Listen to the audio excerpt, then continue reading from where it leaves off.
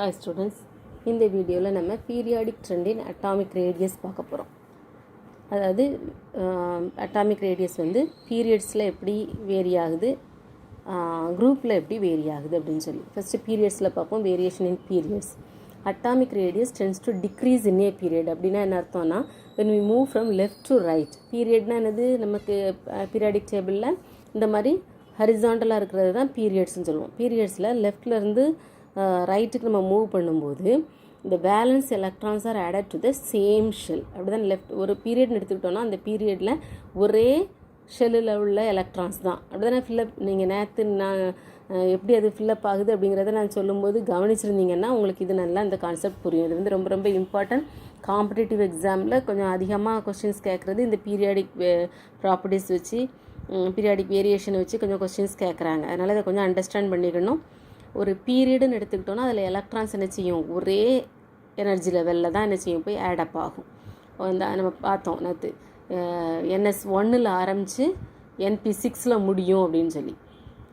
அப்படி தானே அந்த எலக்ட்ரான்ஸ் வந்து என்ன செய்யுது, ஒரே ஷெல்லில் என்ன செய்யுது, ஆடப் ஆகுது. அப்போது இப்போ நம்ம லெஃப்ட்லேருந்து ரைட்டுக்கு மூவ் பண்ணுறோம். மூவ் பண்ணும்போது எலக்ட்ரான்ஸ், வேலன்ஸ் எலக்ட்ரான்ஸ் வந்து சேம் ஷெல்லில் தான் ஆடப் ஆகும். அதே நேரத்தில் ஒரு ஆட்டமில் எலக்ட்ரான்ஸ் கூட எத்தனை எலக்ட்ரான்ஸ் கூடுதோ அத்தனை ப்ரோட்டான்ஸ் என்ன செய்யும், நியூக்ளியஸில் ஆடப் ஆகும். அப்படி தான் எலக்ட்ரான்ஸும் ப்ரோட்டான்ஸும் ஈக்குவல் நம்பர்ஸ் தான் இருக்கும். அதெல்லாம் நீங்கள் லோயர் கிளாஸ்லேயே படிச்சிருக்கீங்க. இப்போ இந்த ப்ரோட்டான்ஸ் ஆட் ஆக ஆக நியூக்ளியர் சார்ஜ் என்ன செய்யுது, இன்க்ரீஸ் ஆகிட்டே இருக்குது. நியூக்ளியர் சார்ஜ் இன்க்ரீஸ் ஆகுது. அதே நேரம் electrostatic attraction between the balance electron and the nuclear charge என்ன செய்யும், இன்க்ரீஸ் ஆகும். அப்படி தானே பாசிட்டிவ் சார்ஜ் நியூக்ளியஸில் அதிகமாகிட்டே இருக்குது. அப்போ அந்த எலக்ட்ரான்ஸ் வந்து அதே லைனில் அதே எனர்ஜி லெவலில் தான் ஆடப் ஆகுது. அப்போ இந்த எலக்ட்ரான்ஸ் என்ன செய்யும், அதை ஈஸியாக அட்ராக்ட் பண்ணும். அப்போ அட்ராக்ட் பண்ணுறதுனால அட்டாமிக் ரேடியஸ் என்ன செய்யுது, டிக்ரீஸ் ஆகிட்டே போகுது. பீரியடில் லெஃப்ட்லேருந்து ரைட் மூவ் பண்ண ஒவ்வொரு எலக்ட்ரானாக சேம் எனர்ஜி லெவலில் ஆடப் ஆக ப்ரோட்டான்ஸும் நியூக்ளியஸில் ஆட் ஆகுது. அப்போது நியூக்ளியர் சார்ஜ் இன்க்ரீஸ் ஆகுது. நியூக்ளியர் சார்ஜ் இன்க்ரீஸ் ஆகிறதுனால எலக்ட்ரான்ஸை எது என்ன செய்யுது, அட்ராக்ட் பண்ணி தான் பக்கமாக இழுக்குது. அப்போ அட்டாமிக் ரேடியஸ் என்ன செய்யும், குறையும். ஏன்னா அட்டாமிக் ரேடியஸ் என்னது, distance between the nucleus and the outer most shell. அப்படி தானே வேலன்ஸ் எலக்ட்ரான் இருக்கிற அவுட்டர் மோஸ்ட் ஷெல்லுக்கு இடையில் உள்ள டிஸ்டன்ஸ். அப்போ அவுட்டர் மோஸ்ட் ஷெல்லில் உள்ள எலக்ட்ரான்ஸை இதை அட்ராக்ட் பண்ணதுங்கும் போது அந்த ஷெல்லும் என்ன செஞ்சிடும், கொஞ்சம் நியூக்ளியஸ்க்கு பக்கத்தில் நியூக்ளியஸை நோக்கி கொஞ்சம் உள்ளே என்ன செய்யும், வரும். அப்போ அதனால் அட்டாமிக் ரேடியஸ் என்ன செய்யுது, டிக்ரீஸ் ஆகுது. அடுத்து எஃபெக்டிவ் நியூக்ளியர் சார்ஜ்னு ஒன்று. எஃபெக்டிவ் நியூக்ளியர் சார்ஜ்னால் என்னென்னா, அந்த எலக்ட்ரோஸ்டாட்டிக் ஃபோர்ஸ் ஆஃப் அட்ராக்ஷன் கூட இன்னொரு எஃபெக்டும் அங்கே இருக்குது. அதான் என்னது, எஃபெக்டிவ் நியூக்ளியர் சார்ஜ். நியூக்ளியஸ்க்கும் எலக்ட்ரான்ஸ்க்கும் இடையில் ஒரு அட்ராக்ஷன். அந்த அட்ராக்ஷன் இருந்தாலும் இங்கே ஒரு ரிப்பல்ஷன். இந்த எஃபெக்டிவ் நியூக்ளியர் சார்ஜுங்கிறது ஒரு ரிப்பல்சிவ் ஃபோர்ஸ். இந்த ரிப்பல்சிவ் ஃபோர்ஸ் வந்து between the inner shell electrons and the valence electrons. Nuclear charge increase ஆகுது, அதனால் வேலன்ஸ் ஷெல் எலக்ட்ரான்ஸை அதை அட்ராக்ட் பண்ணுது அப்படின்னு சொல்லி பார்த்தோம். அதே நேரத்தில் repulsive force between the inner shell electrons and the valence எலக்ட்ரானுடைய வேலன்ஸ் ஷெல் எலக்ட்ரான்ங்கிறது லாஸ்ட் ஷெல்லில் உள்ளது. அதுக்கும் இன்னர் ஷெல்லில் உள்ள எலக்ட்ரான்ஸ்க்கும் இடையில் என்னது, ஒரு ரிப்பல்சிவ் ஃபோர்ஸ். இந்த ரிப்பல்சிவ் ஃபோர்ஸ் என்ன செய்யுது, எலக்ட்ரான்ஸை வேலன்ஸ் எலக்ட்ரான்ஸை ரிப்பல் பண்ணும். அப்போ இந்த inner electrons act as a shield between the nucleus and the valence electrons. அது வந்து என்ன செய்யுது, அந்த வேலன்ஸ் எலக்ட்ரானை நியூக்ளியஸ் வந்து அட்ராக்ட் பண்ண விடாமல் ஷீல்டு பண்ணுது. ஷீல்டு இடையில வந்து என்ன செய்யுது, ஒரு தடுக்குது. இது வந்து ஸ்க்ரீன் அப்படின்னு சொல்லுவோம். ஒரு ஸ்க்ரீன் நடுவில் இருந்தால் எப்படி மறைக்குமோ அதே மாதிரி என்ன செய்யும், அந்த வேலன்ஸ் எலக்ட்ரான்ஸை நியூக்ளியஸ்லேருந்து என்ன செய்யுதான், மறைக்குதான். இந்த எஃபெக்ட்டுக்கு பேர் தான் ஷீல்டிங் எஃபெக்ட், இல்லைன்னா ஸ்க்ரீனிங் எஃபெக்ட் அப்படின்னு சொல்லுவோம்.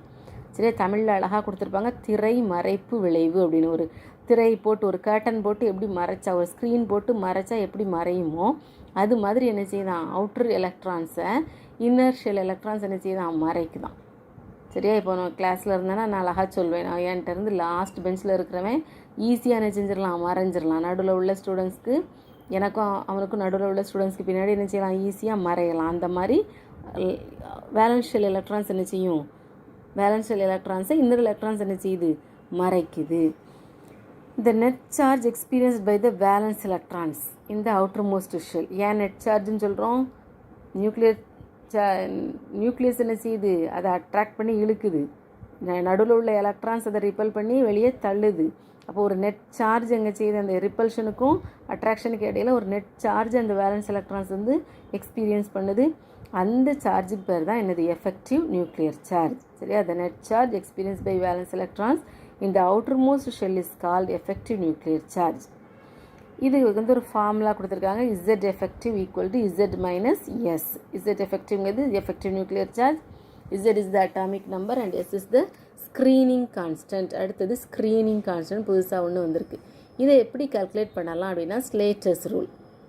ஸ்லேட்டர்னு ஒருத்தர் ரூல் சொல்லியிருக்காரு, அதை யூஸ் பண்ணி நம்ம என்ன செஞ்சுக்கலாம், we can calculate the screening constant. இந்த இதுவும் ரொம்ப ரொம்ப இம்பார்ட்டன்ட். ப்ராப்ளம்ஸில் என்ன செய்கிறாங்க, கேட்குறாங்க. ரொம்ப ஈஸி தான், புரிஞ்சுக்கிட்டிங்கன்னா ரொம்ப ஈஸி. நல்லா ஒழுங்காக கவனிங்க. இப்போ வந்து ஒரு ஆட்டமுக்கு உங்களுக்கு வந்து ஒரு எலக்ட்ரானுக்கு, ஆட்டமுக்குன்னு சொல்லக்கூடாது, ஒரு ஆட்டமில் உள்ள ஒரு எலக்ட்ரானுக்கு ஸ்க்ரீனிங் கான்ஸ்டன்ட் கண்டுபிடின்னு சொல்லியிருப்பாங்க. இல்லை எஃபெக்டிவ் நியூக்ளியர் சார்ஜ் கால்குலேட் பண்ண, effective nuclear charge experienced by this electron in this atom அப்படின்னு சொல்லி கொடுப்பாங்க. கொடுத்தாங்கன்னா ஃபஸ்ட்டு ஸ்டெப் என்ன செய்யணும் அப்படின்னா, we should rearrange first electronic configuration எழுதிட்டு we should rearrange it by grouping n p n s orbitals together. என்எஸ்ஐ என்பி என்ன செய்யணும், இப்படி இருக்கிற இந்த மாதிரி என்ன செய்யணும், குரூப் பண்ணிக்கணும். சரியா, இப்போ 3D ஆர்பிட்டல்லாம் இங்கே பின்னாடி வரும் அப்படி தானே, அப்படி இல்லாமல் இந்த 3Dயை முன்னாடி தூக்கி என்ன செஞ்சுக்கணும், 3 கூட சேர்த்து இந்த மாதிரி எழுதிக்கணும்.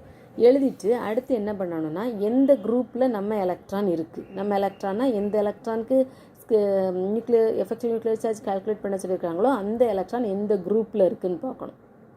சரியா, அந்த குரூப்பை வந்து Nன்னு வச்சுக்கணும், nth குரூப். சரியா, nth குரூப். அந்த nth குரூப்பில் உள்ள நம்ம எலக்ட்ரான் தவிர, இப்போ ஒரு எலக்ட்ரான் சொல்லியிருக்காங்கல்ல, last electron in this shell அப்படின்னு சொல்லியிருப்பாங்க, அந்த எலக்ட்ரானை தவிர மற்ற எலக்ட்ரான்ஸ் இருக்கும்ல, அந்த எலக்ட்ரான்ஸ்லாம் என்ன செய்யுது, அந்த shields to an extent of 0.35 unit to of the nuclear charge. Nuclear சார்ஜை ஒரு 0.35 யூனிட்ஸ் என்ன செய்யுது, அது வந்து ஷீல்டு பண்ணுது.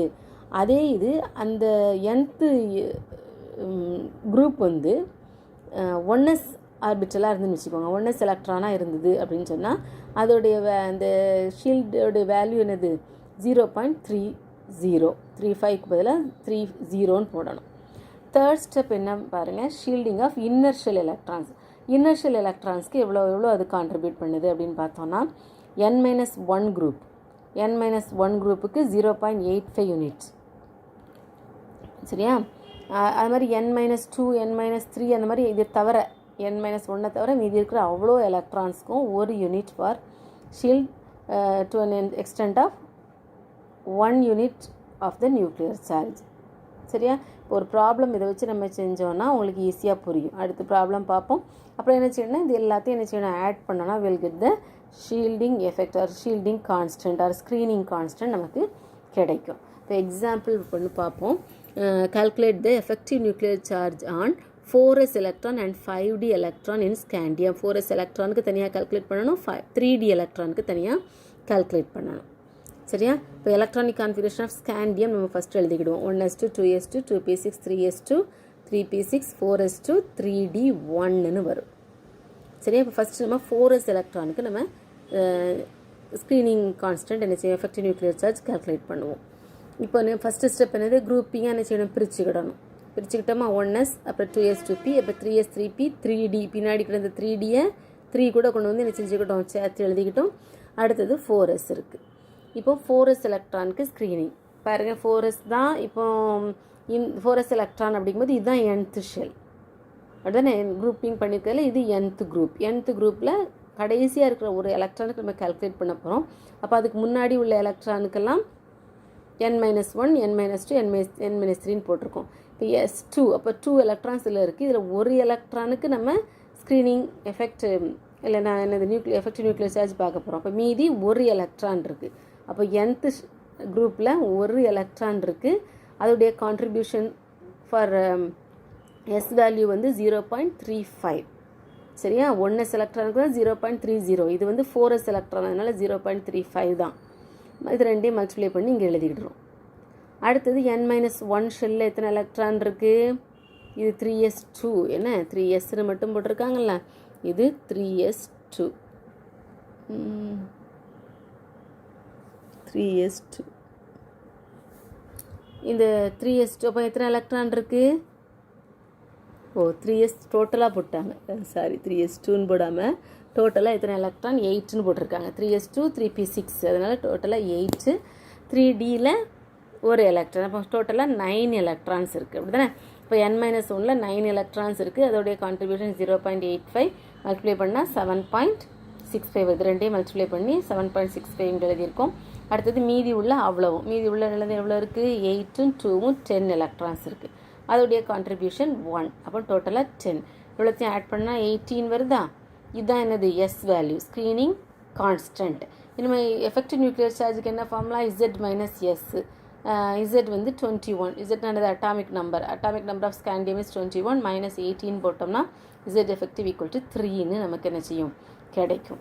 அடுத்தது 3D எலக்ட்ரானுக்கு ஸ்க்ரீனிங் கான்ஸ்டன்ட், இப்போ எஃபெக்டிவ் நியூக்ளியர் சார்ஜ் பார்ப்போம். இப்போ என்ன செய்யணும்? 3D தான் நம்ம பார்க்க போகிறோம். அப்போது 3Dக்கு பிறகு இந்த எலக்ட்ரான்ஸ் என்ன செய்யாது? இங்கே உள்ளே வந்து மறைக்காது, இது வந்து வெளியே இருக்குது. அதனால் இந்த எலக்ட்ரானை அப்படியே 4s எலக்ட்ரானை விட்டுறணும். nth ஷெல் வந்து இப்போ 3D, புரியுதா? இந்த 4s எலக்ட்ரான் கால்குலேட் பண்ணும்போது 4s ஆர்பிட்டல் அந்த குரூப் வந்து nth குரூப்னு வச்சுருந்தோம். இப்போ 3Dயில் இருக்கும்போது 3D தான் என்னது? nth. அப்போ n-1 வந்து இந்த மற்ற 3s 3p அதெல்லாம் n-1 ஆயிரும், புரியுதா? இப்போ n வந்து nல் வந்து எத்தனை எலக்ட்ரான்ஸ் இருக்குது? ஒரு எலக்ட்ரான் தான். அப்போ நம்ம எதுக்கு nuclear charge effective nuclear charge பார்க்கணுமோ அதை தவிர மீதி அங்கே ஒரு எலக்ட்ரானுமே இல்லை. அப்போது 0 எலக்ட்ரான்ஸ் இன் nth குரூப், புரியுதா? ஏன் 0 போட்டிருக்கோன்னு புரியுதா? நம்ம பார்க்க வேண்டிய ஒரு எலக்ட்ரான் தான் அங்கே இருக்குது, மற்ற எலக்ட்ரான் அதை தவிர மற்ற எலக்ட்ரான் இல்லைங்கிறனால அங்கே 0 போடணும். அதுக்கு கான்ட்ரிபியூஷன் 0.35, ஆனால் 0 தான் வரும். n-1 அப்புறம் மீதி உள்ள அவ்வளோ எலக்ட்ரானுக்கும் அவ்வளோ என்னது தான் கான்ட்ரிபியூஷன். அதாவது 3Dயில் இருந்ததுன்னா டி ஆர்பிட்டல்லையோ எஃப் ஆர்பிட்டல்லையோ இருந்ததுன்னா இது அடுத்த ரூல்.